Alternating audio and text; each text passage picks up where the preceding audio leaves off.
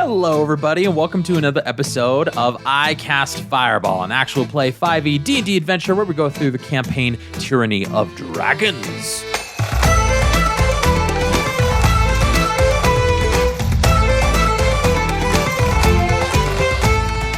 I'm Thomas, your DM for this adventure, and around the table we have... I am Mickey, and I play Malamara. I'm Jacob, and I play Lance Thalen. And I'm Ned, and I play Fleeple.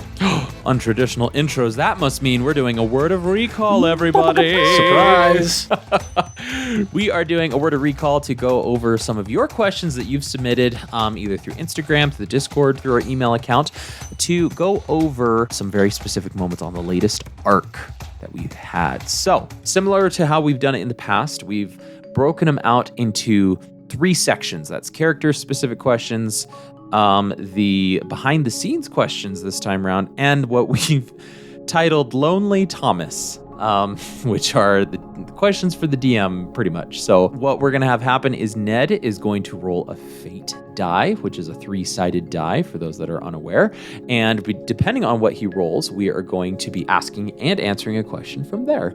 So, Ned, what is going to be the character-specific questions? So, what result on the die? Yeah, I've got a fate die which has pluses and minuses and blanks. So a minus is going to be character-specific questions, a blank will be a Lonely Thomas question, and a plus will be a behind-the-scenes question. All right, well, without further ado, let's go ahead and get this started then. That's a blank, Lonely Thomas. Oh, cool. Lonely. All right. He's Mr. Lonely. I will be asking those Lonely Thomas questions.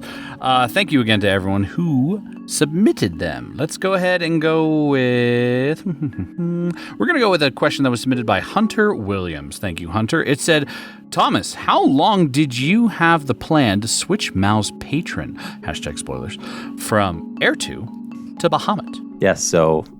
Also, big spoilers for Word of Recall. I would hope you know that. Listening to previous Word of Recalls, we go over lots of elements, including the most recent elements. Yeah, so the question, how long? How long? That was something that sort of came out organically. I'm going to include Mickey on this one as well, because it was not just a decision that I made in the moment that Mickey just had to accept. I feel like that would have been a little rude, just in case she was not okay with that and she saw Malamar going a different way. But I feel like there were a lot of hints along the way to lead to something like that. So I sowed the seeds for quite a while. And Mickey and I had gone back and forth about this moment in particular to switch patrons over to Bahamut. And so I just wanted to sow the seeds to allow the opportunity to present itself to where Mal wouldn't be making such a jarring character choice so that Mickey could benefit mechanically and not lose her levels of Warlock. But Mickey, what are some of your thoughts on that whole process? How long were we planning it? Or how long did I start planning it before I brought you in, if you recall? I believe you started that a lot farther before I did. Mostly, I don't know if we ever had a plan for what happens when we get rid of Heir 2. I don't know that was ever part of our plan. But as I was searching around, Xanthar's Guide to Everything has a Celestial Patron edition.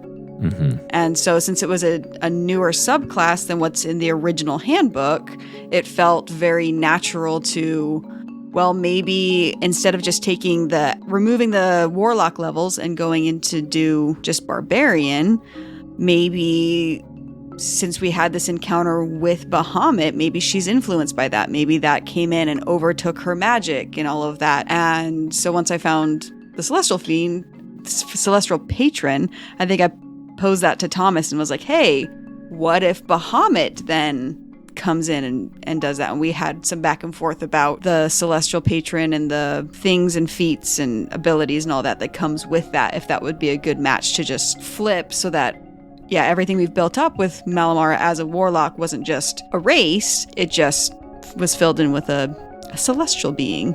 Mm-hmm. Yeah, additionally, I actually had a separate plan than what laid out into the podcast. And I think I shared this with Mickey briefly, in a 10-second conversation we had. But initially, Mickey was presenting Malamara as this person who fought so hard against their ancestry, their orc heritage, right? Mm-hmm. And so I had this idea that I was still fleshing out when she wanted to shirk off Heir 2 to then present her with the opportunity of like an orc clan and to present her with the idea of like not all orcs are bad or being an orc is it's not good or bad, it just is. Mm-hmm. And then Malamara going through this not montage, definitely not a montage, but going through this like metamorphosis where she's shirked that side of her ancestry so long that she would discover through a tribe what it actually means to be an orc. And in so doing, my idea was that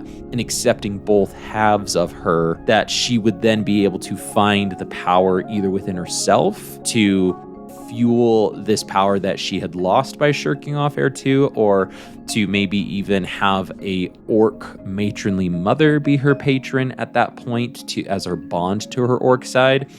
It was still being fleshed out. So when Mickey presented that idea to me of like Bahamut, I was like, absolutely, I think that's a good idea as well. We should go with that. And it just kind of naturally unfolded that way. And that's just an example of the Dungeon Master. You have lots of plans, and then things change, and you roll with it, and you go with what the story and what your players politely demand. I mean, the way that the story and everything is unfolding, you go with that rather than what you had established and set in your mind. Well, and Thomas is the kind of DM that is so good at storytelling. At least from my experience with this, I presented this idea to him and he presented some ideas back to me, and I said, great, all of those work for me.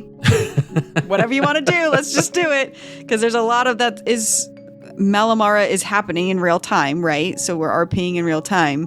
And so some of it's fun to have as a surprise that the DM has the freedom to write out whatever he feels works narratively with everything else that's happening in the background that I as a player don't necessarily understand. And so there's a lot of give and take, and then ultimately trusting Thomas to say, this is what we're going to do, because I think that this works best narratively and with your character and thematically and all of that. So yeah. All right, let's give it a roll. Next one.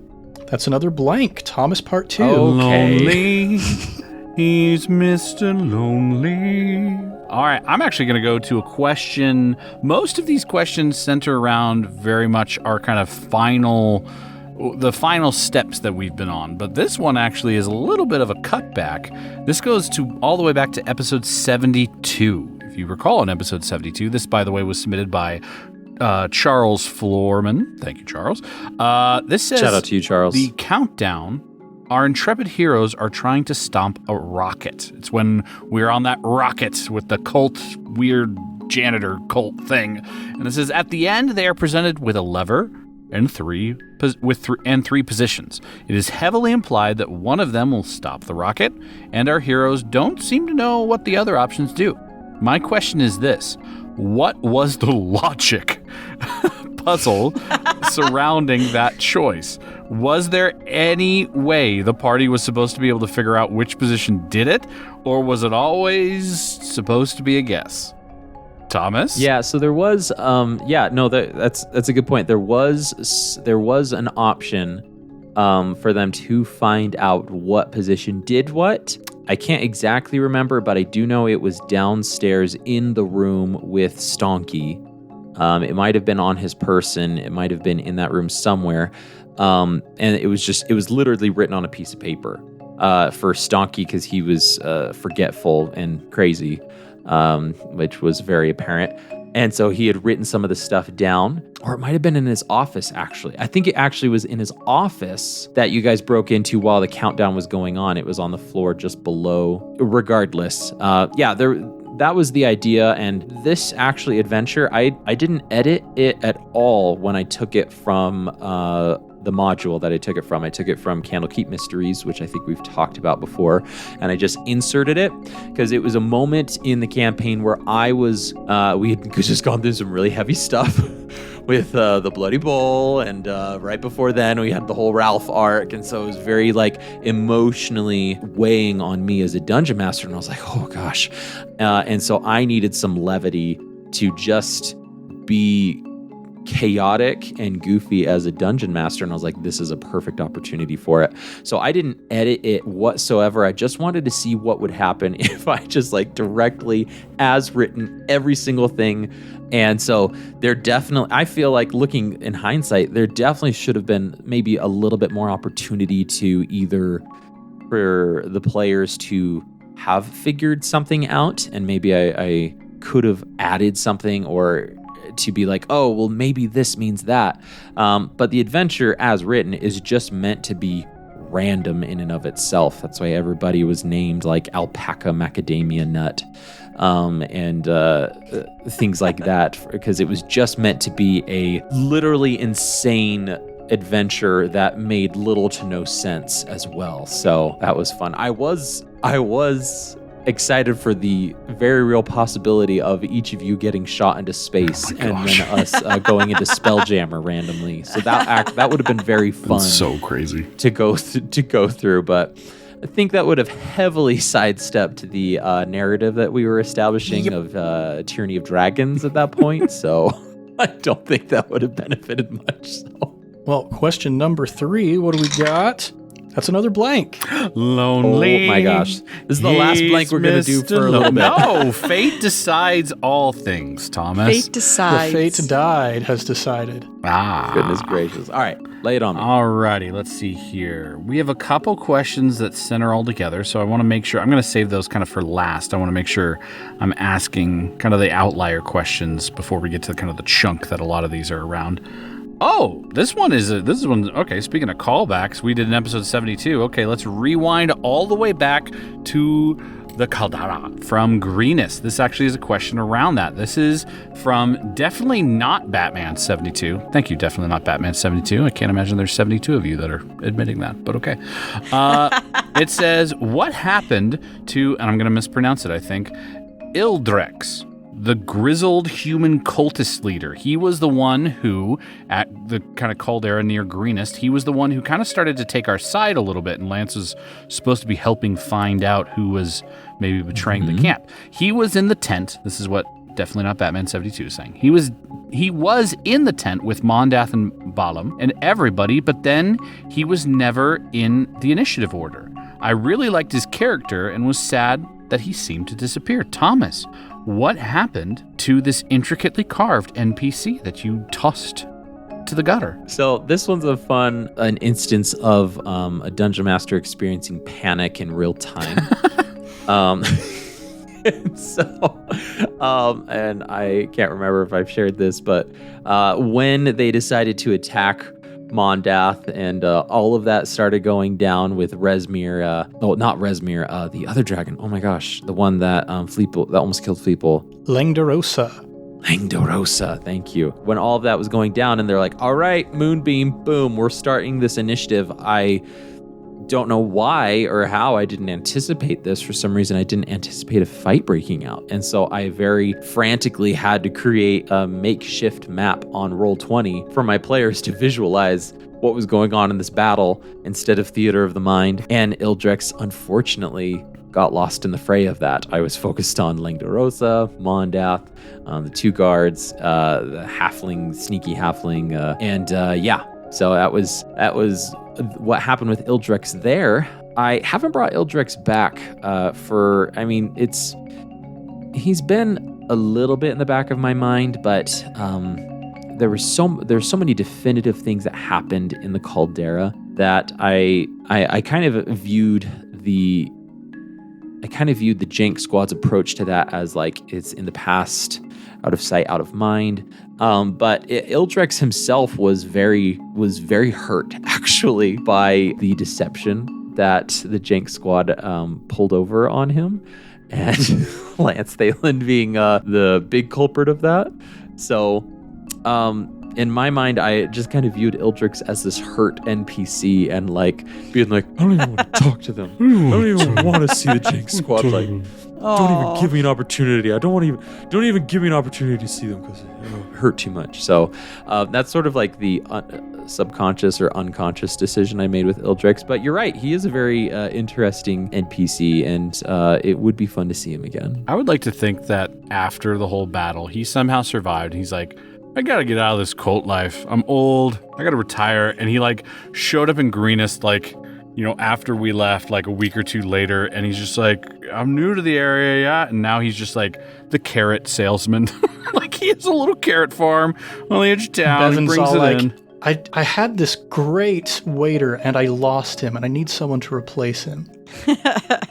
And he'll go up and be like, adventurer, huh? I used to be an adventurer. Nice. Till I got shot in the heart by a group of adventurers. Betrayed my Instead of trust. taking an arrow to the knee, Yeah. it's I used to be an adventurer. Toes literally stabbed in the back emotionally. All right. Question 4. Thomas, guess Is what it a it blank? is? Oh, It's a blank. yes! Oh, gosh. We're front-loading all of my stuff here. Hey, we're just getting them out of the way. We Ned, still are have you just rolling a blank die? No.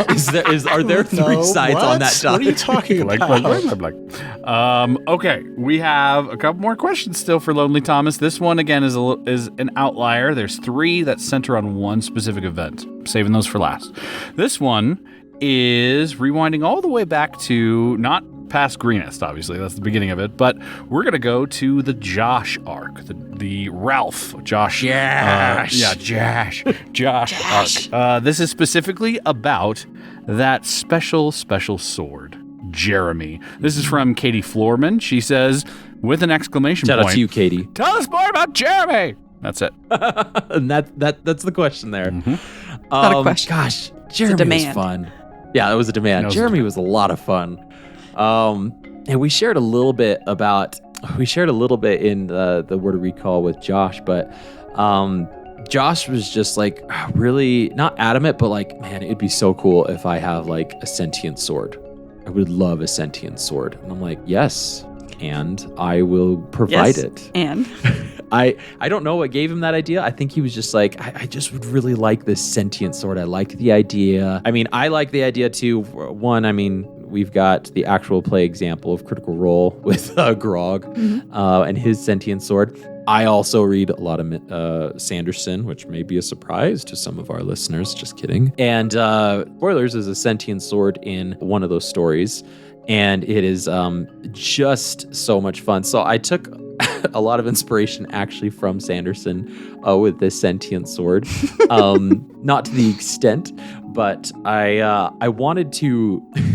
Part of my motivation for how Jeremy developed in the moment was to try to trip up Josh just a little bit, because we had originally agreed that like he was going to talk, and I was like, do you want him to talk back to you? And he goes, whatever's fine with you. And then he kind of role played as he was like responding to Jeremy, but he wasn't responding to anybody else. And so then when another opportunity came up, I wanted that. I wanted to like catch him a little bit and throw him off guard. One, because he's an idol of mine, and I want to throw my idols off guard, obviously. But 2, just to try, just to make the moment more organic, the more yes and there. So that was a lot of fun that I had with Jeremy. It was a fun improv moment there to inject some of my chaotic improv energy into a moment and into a character that had been already established and built. My personal fan theory is that Jeremy and the singing sword were forged by the same blacksmith. Oh, the yes, that's a good headcanon. All right. Next question. Would you want to place bets on whether it's going to be a blank?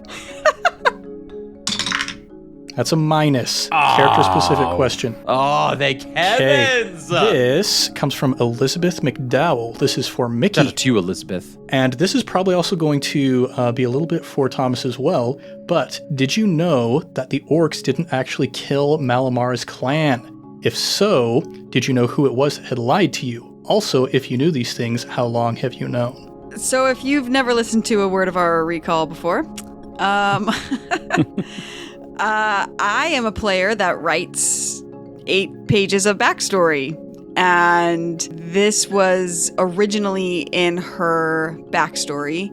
My husband is a D&D player as well. He plays in some of our other campaigns. And he found the Githyanki sword. And he kind of pitched to me this idea. He's like, what if you asked Thomas if you could have this really interesting sword that has a lot of background to it? And I remember that conversation because you and him called me on the phone, both of you. Yes. On the phone at the same time being like, hey, Thomas, so we got this idea. And It was both of you. It was hilarious. My husband creates he creates incredibly fun characters, and so he has these really great ideas. And so he helped pitch this idea to Thomas to get him to sell it.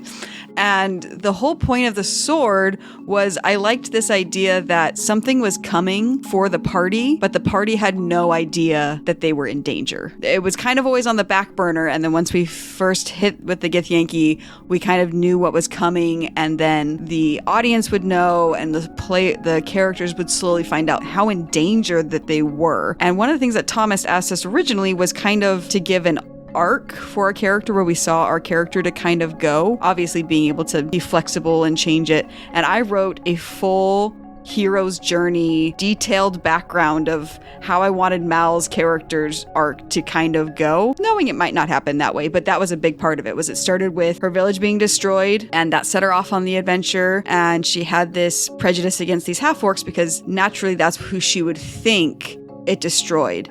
And then she put her trust in Heir 2, and as she comes around the hero's arc, she finds out that there was a betrayal. And then with the betrayal of Heir 2, she renounces his influence and his boon, makes a change, and then that's how her hero progression could then come back around. And if you Google a hero's journey, there's a whole circle. That's why I keep making this circle in the air with my hand. I can't remember all the steps on it off the top of my head, but I took it and I literally wrote out next to each of the things how I saw Malamara's hero's journey kind of coming full circle. So yes, she knew that, or she didn't know that, but Thomas and I knew that the whole time. It was written into her story specifically that Heir 2 killed the clan, blamed it on the orcs, and eventually she was supposed to learn that he lied and she was supposed to turn on him. But that was as far as I got. I didn't know what happened after that. Yeah, and I believe you had originally put that the Githyanki might have killed your clan at that point. I can't remember exactly there. Or yeah, it was the whole idea where I started from was that the Githyanki came in because if you read about the Githyanki, they were seeking the sword. So maybe after the campaign, I'll post my whole thing, the whole story that I wrote, because I wrote out Heir 2 witnessing the Githyanki coming and destroying the camp and how he felt about it and why he kind of chose Mal to present the sword to and all of this. It's dumb, detailed in background, but that's the way that I D&D. Yeah, I mean, it was a lot of fun, and it was fun to throw that twist on her. And Mickey's very good at being like, this is what I wrote. I wrote it just for myself to help me get into character. I'm not expecting any of this. And she's still great at rolling with the punches and yes-anding something completely different from her background. So when there was a change and it was revealed that it was not the Githyanki and it was Heir 2, which was different than what Mickey knew, she was like, that's fun. That's cool. I like that. Well, thank you. While we're on the topic of Malamara's arc, we've got a couple more Mal questions, and since we've already asked so many Thomas questions, yes, let's turn the tables. Yeah, let's just go ahead and get these out as well. First, this comes from DIY, who asked, how will Mal finally realize she's not a monster? That is a great question. But you should tune in to the rest of I Cast Fireball to find that answer. All right. Yeah, I feel like Mal is definitely, at least at this point, still figuring that out, right? Yeah. Okay, and then another one. This comes from Anthony W. Actually, very similar to Hunter's question from earlier. Is it hard to switch an entire subclass due to plot? I didn't feel like it's that different, which was kind of the point of taking more levels in Warlock and staying within the Warlock class. I wasn't switching in a whole new class, and I wasn't just jumping through the levels as a barbarian. I just kind of switched one out for the other. And if you know anything about the Warlock class, there's just a couple of boons that change the flavor of the Warlocks. And it was as easy as erasing it and writing in the new stuff. Yeah, and I feel like switching warlock subclasses is probably a little bit easier than maybe switching like a paladin subclass, right? I feel like paladins Or a full class. are a lot more like you've got Oath of Vengeance. You know, if for some reason you go from like one oath to an Oath of Vengeance, that's gonna drastically change how you RP your character as well. I could be making assumptions there though. Yeah, I'm realizing that we should probably do a Celestial Warlock Crunch Squad at some point because I think thematically there's some interesting, and mechanically as well, some very different abilities with the Celestial. Yes, that we haven't seen yet. I'm very excited to get into. But yeah, I think from a subclass perspective, it's as easy as just switching over a couple of things, but the character and the mechanics function pretty similarly. The hardest part is for the player to remember all the mechanical benefits they have and all the mechanical benefits that they lost. So Mickey's got it down. I'm all about pen and paper. There you go. All right, next roll. That's a blank. Lonely. Can I ask a behind the scenes question, please? Yeah, poor Mickey over here. It's just like, oh, God, man, I'm ready to go. I'm so excited. Fiddlesticks. All right, all of these last three questions, we got three more Lonely Thomas questions. They all center around the Arithator battle, the iceberg mini arc, if you will, our fight with the White Dragon. So there's a couple different things here. One of them is from Zachary Whitfield. Thank you, Zachary. And it says, how much health, and this is probably a question that all of us actually at the table have, and probably the whole audience too. How much health did Arithator have left after his fight and then flight from Fleeple? Yeah, good question there. How much was that dragon hanging on? That dragon had, and I pulled up Roll20 specifically, had 31 hit points left. Okay, that's not as bad as I thought. I thought it was gonna be like he had 4, 6. Like, no, not one hit, but a couple more rounds. For a dragon that starts off at like over 220 hit points, that's quite a bit. You know? And no arrow pierced him.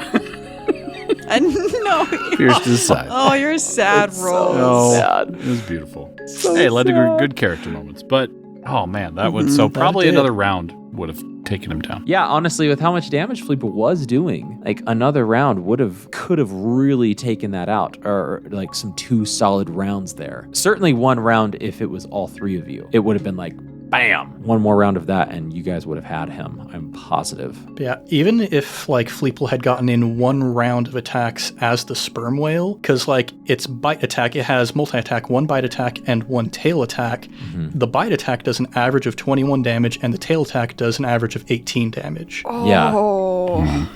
Absolutely. Shoot. You knew that sperm whales have multi-attack. Well, Now you know. Crunch Squad. Oh man, that does bring up a good point. Maybe I apologize to jump in here, but I just noticed we have a question about disappointment. Do we want to maybe for approach your that? Lonely Thomas questions? Yeah, we'll do more Lonely Thomas questions for sure. it's a character specific question. Yeah, this one is also from Anthony W. This is targeted at kind of Fleeple specifically, but it can be for all the players. How difficult is it for the players and the DM to manage disappointment, specifically thinking with the example of Fleeple being very upset that he didn't manage to kill Arithator? It's interesting, man. Like, D&D is like life. Sometimes things go well and you're really happy about it, and sometimes things don't go well and you have to just deal with it. It's easy to look at these campaigns, especially from, an experienced GM like Thomas and experienced players like us, if I may pat myself on the back a little bit, where like we understand story, we understand performance, we understand how to like have a good arc. Some of us write down the 16 steps of the monomyth for our character, 14, however many it is. So it's kind of easy to look at that and be like, well, this is a story. It's supposed to be satisfying in every possible way. There's supposed to be like, even in the moments when there's crushing despair, it's supposed to have some sort of narrative impact. And I think maybe just like the narrative impact that you need is just, as long as it motivates you to keep on going, then you keep on going. So just like in real life, the way that I have most easily found to manage disappointment is to just keep doing my life, and with time, it fades away. I know that's not maybe a narratively satisfying answer, but I don't know, that's kind of my take on it. No, I think that actually works really well. Like, I think in just comparing this to my own experience with stupid arrows, I was so mad. I was so mad at that moment. I was like, this is the worst. As any player would. Building up to a massive dragon attack and feeling like you're not contributing much, if anything. And there's no one to blame. It's not like, this stupid Thomas, you should have given me more inspiration. I guess, no, it's just how it goes. But I think going along with what you said, Ned, to find a way, just how do I move forward? Like, that's what I took that moment as, of how can this move Lance forward in this massive step back? And that's where I was able to have, I felt like a really good character moment of Lance really trying to figure out himself and how he's useful and how he can help. And it led to, I really liked those moments that he had after the battle. And it helped drive the narrative forward. And that's the disappointment. If you're disappointed, and I mean, that sounds so like epic of like, oh yes, you always need to find the big moment of how to move it forward. But that's life. That is life, as Ned was talking about. You find a way. How do I keep going with this? How do I get past this? And possibly, how can this make me take a step forward instead of always considering it a step back? Yeah, and I feel like that's really the approach that as a dungeon master, I've had lots of moments of disappointment where I felt I've let a player down. I felt like I didn't get enough juice out of a moment that I was planning, or my plans didn't come to fruition. And it really just does come down to like feeling like just reevaluating and seeing how you can use that moment to either improve, to drive the narrative, or circumvent the whole moment of disappointment in the first place. Yeah, the party dynamic inherent to D&D, I think, is very helpful as well, in that, in that moment when Fleeple is off sulking by himself, grabbing the arrows and just wondering what he's going to do with his life, being able to realize, well, gosh dang it, I do have friends who still need me to be on top of my game. We still had that internal group motivation that even though each of us individually were feeling really, really bad about things, we were able to still look at the broader picture and be like, well, we're still here together and we still have a job to do. So it all worked out. We've got another question to ask. Another question. That's a plus. It's a behind the scenes. Hey, yes. It's your time I've to been shine. waiting. DIY asked us a ton of questions, which are awesome. So I just want to start with, how long does it take us to record a single session? How long do we record on Saturday nights, guys? Hour and 15. Yeah, that's usually about what it is. Our schedule is whenever we set aside a night to record, we'll record 2 episodes in the course of that night. And yeah, we usually, it's not like a specific set hard and fast time, but it usually ends up being about an hour and 15. Yeah, we start like at 8. We chat for 30 minutes. We get started recording. We get a warm up and then we start about And we usually 9. go until like 11:30, but yeah. Nice and short and sweet and to the point.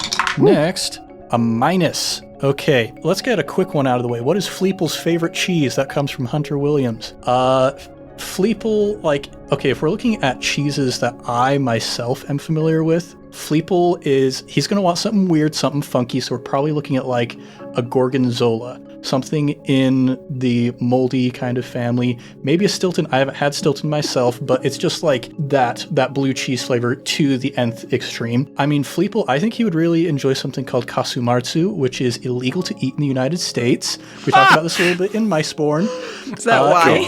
It's a wheel of cheese that is infested with maggots, and the maggots eat the cheese, and they do weird fermenty stuff to it, and you eat the cheese with the maggots. Why? What is wrong with Ned, people? have you had this? I have not. It's illegal. It's illegal in the United States. Well, I know, but he might have, gone on trips or something. I don't know how he heard of it before.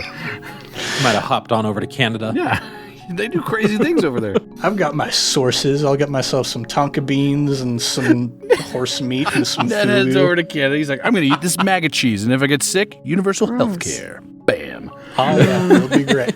Okay, that's Fleeple's favorite cheese. Go check out Miceborne and Improv Tabletop. Oh yeah, it's a good campaign. Blank. Is that lonely? It's lonely. Yes. He's Mr. Lonely. All right. More Arithmetor questions around this kind of fight and battle that we're going on. It says, if you could pick all over again, this is, by the way, from Anthony W. Thank you, Anthony. If you could pick all over again, is there a mission any of you would have chosen over the Arithmetor one? If so, which and why?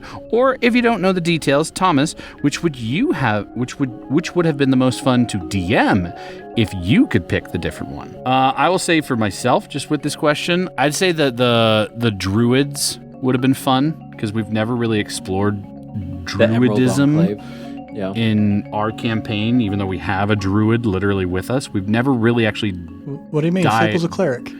Yeah, Fleep was a cleric. It's very true. He's not a druid. He's a cleric. But we've never really dived into the druid world of our home world. So that one, I think, would have been fun. Yeah, I don't know. A lot of my reasoning for wanting to go with Arithmetor in the first place was because I felt like it would lead to some very dramatic story moments that would be very exciting to experience, and turns out I was right. Yep. So Yes. I'm satisfied with how it turned out. Yes. We chatted with that in our Plots Against the DM text thread that we have, and that was Ned's... What is this text thread? Yep. You don't know. It's been very active lately. Yeah. Yes, it Plots has. against the DM. Something that just happened in the latest episode we recorded was because of that text thread. We were just talking about, yeah. Oh my goodness. Yeah, that's what Ned was like. He pitched it as high risk, high reward. And I was like, yeah, that's dragons all over it. So I'm glad that we went with Arithmetor. Which, incidentally, with that Plots Against the DM thread, that is why Fleeple turning into the sperm whale happened. Because we were talking before recording. We were like, man, Thomas gave us a clean break. We know that Arthur's not coming back. But I was like, I don't know, maybe Fleeple could, do a wild shape and chase after him.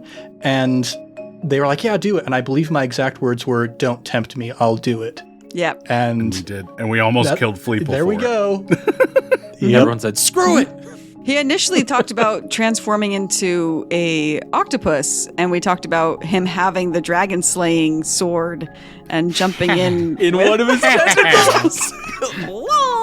Oh man, that would be amazing. Mm-hmm. Oh man, that's fun. Yeah, I think the Arithmetor one was the most fun. It really allowed us to explore Mal's obviously background, but I do think going with the Emerald Enclave, sorry if I'm saying that wrong, would have been a good runner-up, could have been a good second choice. And there were a couple of others as well if none of those sounded interesting. So there was always something more to explore.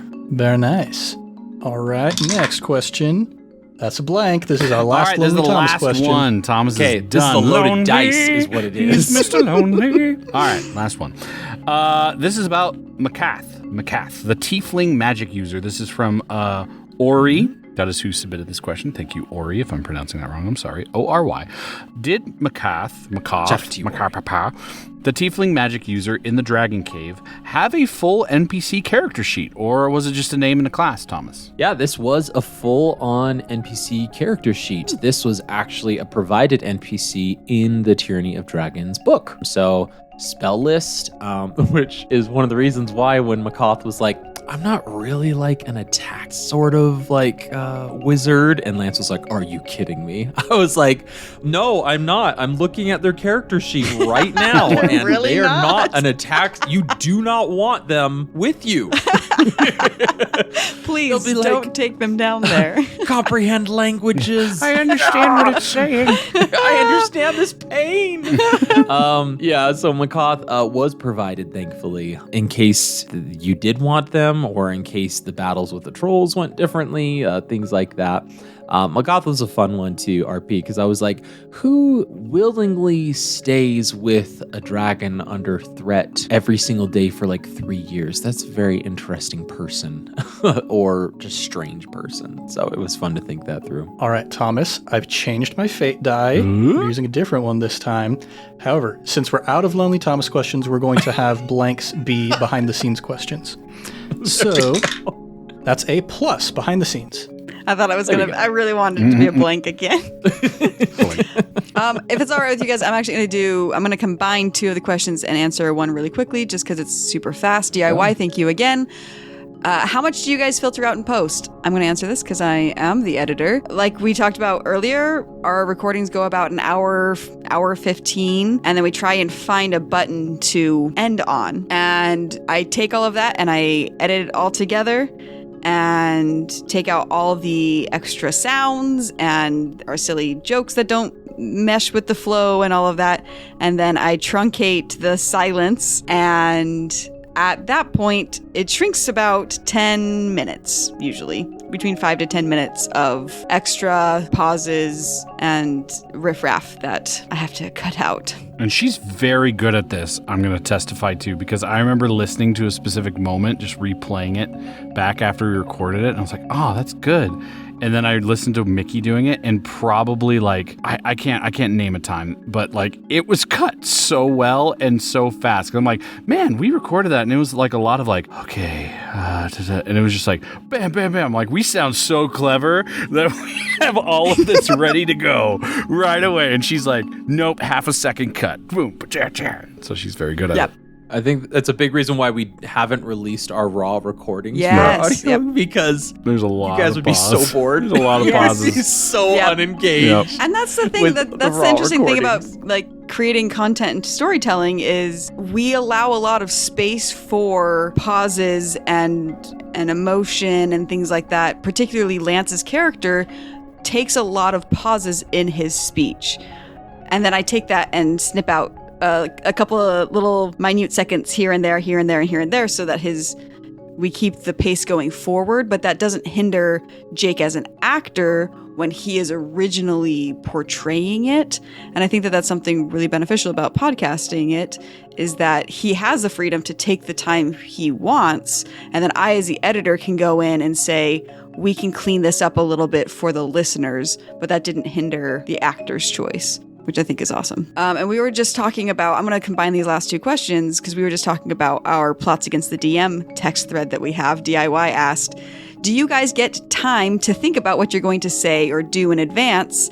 And do you ever message each other and give someone a heads up about something? For example, I wondered if Jacob told Mickey in advance that he was going to give her that hat of disguise so she could think about what she was going to appear as. Most of the time, if you've ever played Dungeons & Dragons, no. You don't get a lot of time to think or say what you're going to do in advance. No. We honestly, those plots against the DM are just us all texting together. It's usually like very big decisions that we just like, okay, let's not take the time to do it. Like our Arithator thing. Like, let's not, like, are we going to choose that adventure? It's like, let's not take a lot of time recording to choose that. But the whole interactions, the minutia of it, almost nothing except for like, okay, we know this might take a lot of time. Like, what are we going to shop for? Things like that, instead of just being like, okay, even though shopping episodes sometimes take a while, it's not like we talk about, okay, Thomas, this, and this we want to look for, see if we can drum that up. But all the acting, all the RP, most of the moments are fully organic. It's just how can we save time in some of these decisions? Yeah, so you don't hear us just talking around ourselves in circles for minutes and minutes on end, trying to figure out which mission critical thing we want to do. Yeah. Yeah. It took us, 30, 40 minutes of discussing the Arithator plan and nailing all of that out. And Yes. instead of doing it on the podcast, we learned really early on in the podcast, we're like, we should do some of these decision things outside of podcasts. That way, when we jump in, we are all united. It didn't feel like, to us, sometimes I feel like when you're playing at a table, when somebody wants to pull a Fleeple shenanigan and jumps into the water after the dragon, and we all go, what are you doing? We were able to be united in that and be like, oh no, we are all on board with this plan. We support him doing this, and we're going to move forward with it. But yeah, a lot of the RP moments are super organic. Jake did not tell me he was giving me the hat of disguise. Yeah, I didn't know I was going to do that until it happened. Yeah. Let's see. At this point, we've only really got character-specific questions left, so let's start with this one from Anthony W. Is it hard for a character to bury their past, I guess quite literally with Lance, and to move on past a driving arc that they've had from the start? How do you stop that character from getting boring and finding a new plot element that's interesting to pursue? Yeah, I guess I'll take, they called me out. I can take this a little bit. How How is it hard for a character to bury their past? It's just, I mean, I always find characters are so interesting that just they always have something new to develop.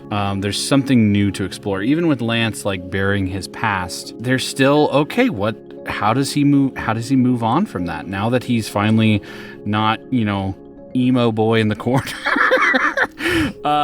Like, how does he branch out and be a little bit more visible? How does he decide to trust more in his relationships? I've just always found characters that have always something a little more extra to give. Just obviously fascinating. I connect this back to the first character I was honestly like enthralled with was from actually the television show Lost.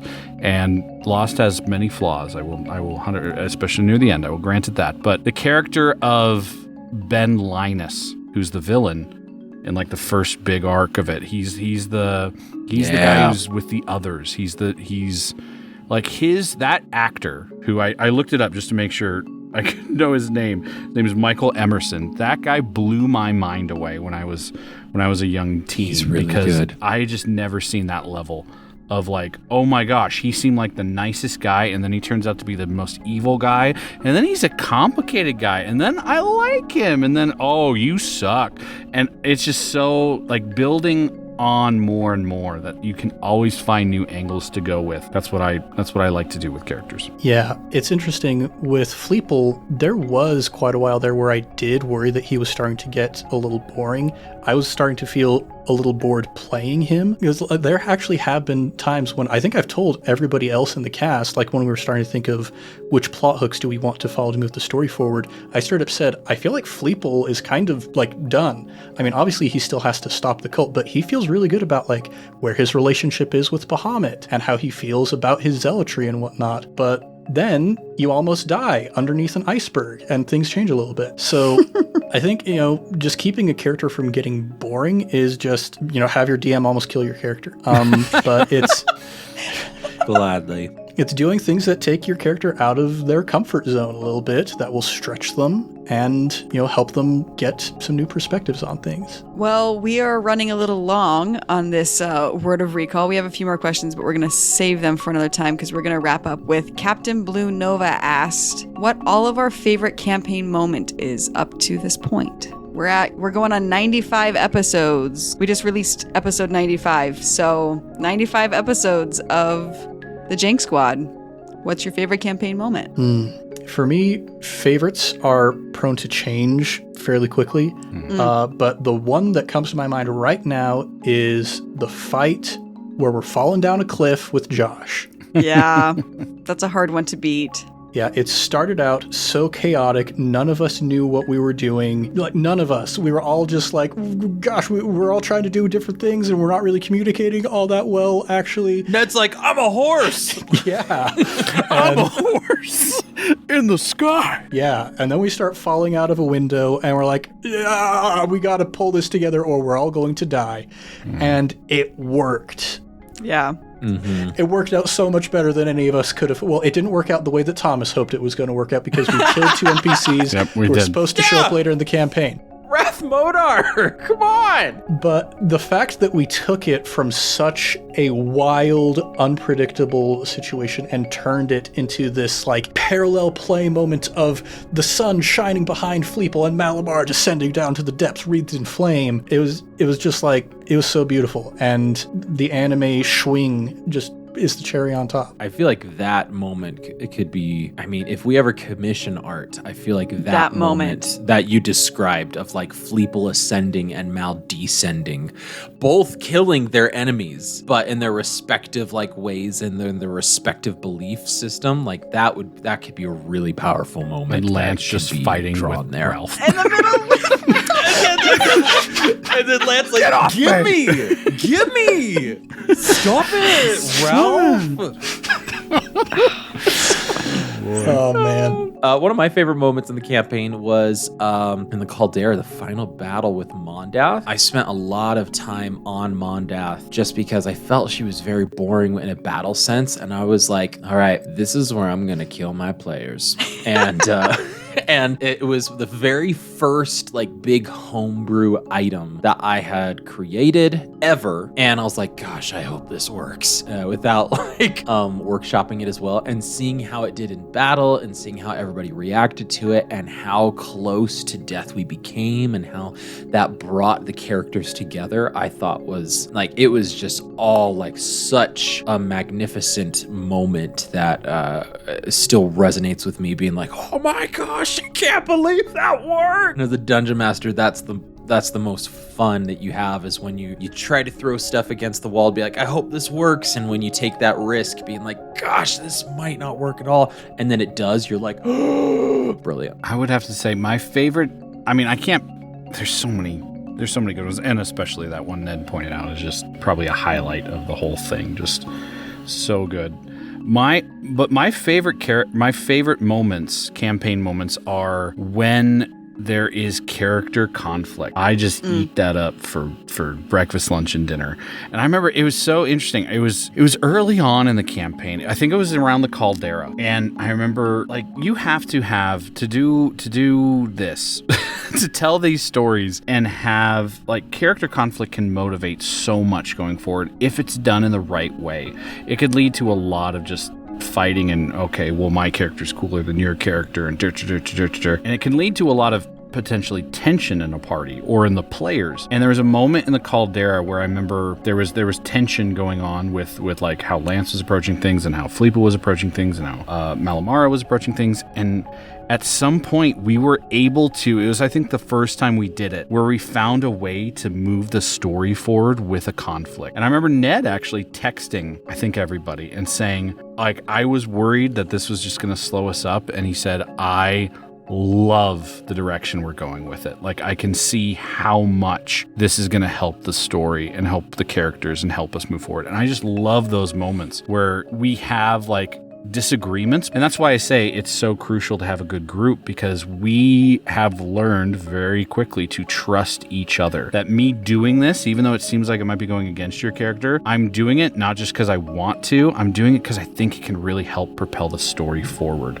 I'm thinking when Lance punched Malamara. When Lance, I mean, again, I'm relating it because that's who I play. When Lance takes the book and then realizes I did something wrong. This is Malamara's choice, not my own. And giving it back. And it just, like, I love those moments. And Fleeple, like, questioning, okay, well, what does it really mean to believe in Bahamut? Is it just burn it all down? Or is it more, okay, I can be faithful without being zealous, or all these different nuances. I love those moments, and I love the way our characters question and have possible conflict, but it's beautiful in how it can drive the story forward. And that only happens through amazing partners, and Mickey and Ned are just some of the best. I think those are my favorite as well. That as much as the conflict is wonderful, I also love the payoff. I find that as a performer and as a listener, I think that I really love the moment when Lance and Mal are sitting out of the Council of Waterdeep and Lance finally opens up about Callie for the first time. And after the Battle of Erythrator, Mal going, again, Mal's my favorite character because Mal is who I play. And so Mal going to Fleeple and talking to him about how he's feeling and what's going on because of this repertoire that they've built up, that these character moments don't feel like they slow everything down. They feel like a part of the journey. We're not just here to hack and slash. We're also here as true characters. And so I love those moments. I also love when the mechanics all line up perfectly. And the character that you've created does exactly what you intended it to do. Mal's battle with Erythrator, that everything that I built her to be lined up perfectly in that battle. With the sword and her rage and the Eldritch Blast that Thomas accidentally gave me a critical on to then also crit on top of it. Just those moments of the dice tell an incredible story if you let it, and not allowing that disappointment of bad rolls to overcome, what you play. And as a sound editor, my favorite moment is the fireball trolley. If you go back and listen to that episode when they're on the trolley, the fireball into the thing and starting the trolley and the trolley going down and the trolley breaking took me probably 3 hours to construct. Listening to just the right trolley sound and just the right feeling and just the right echo and just the right and just the right and just the right. I'm very proud of that section. You should be. It sounds incredible.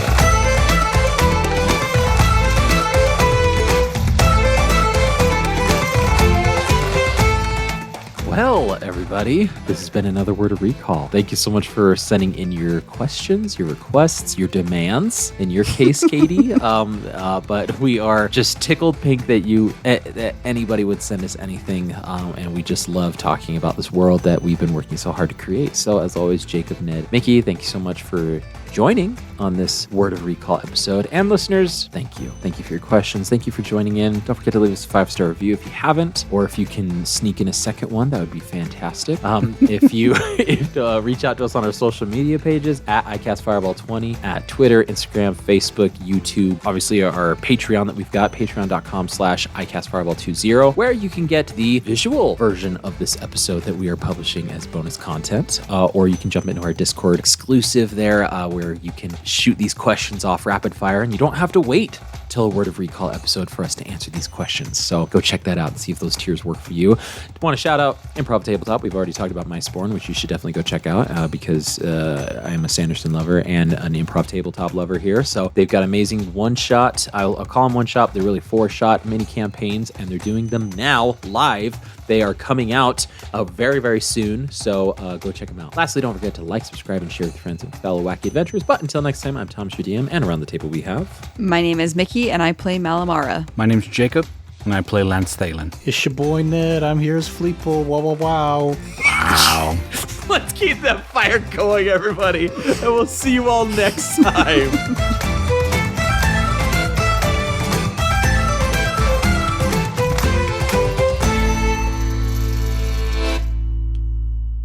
Wow. Wow. Wow. Well, all day. All day. I could do this all day.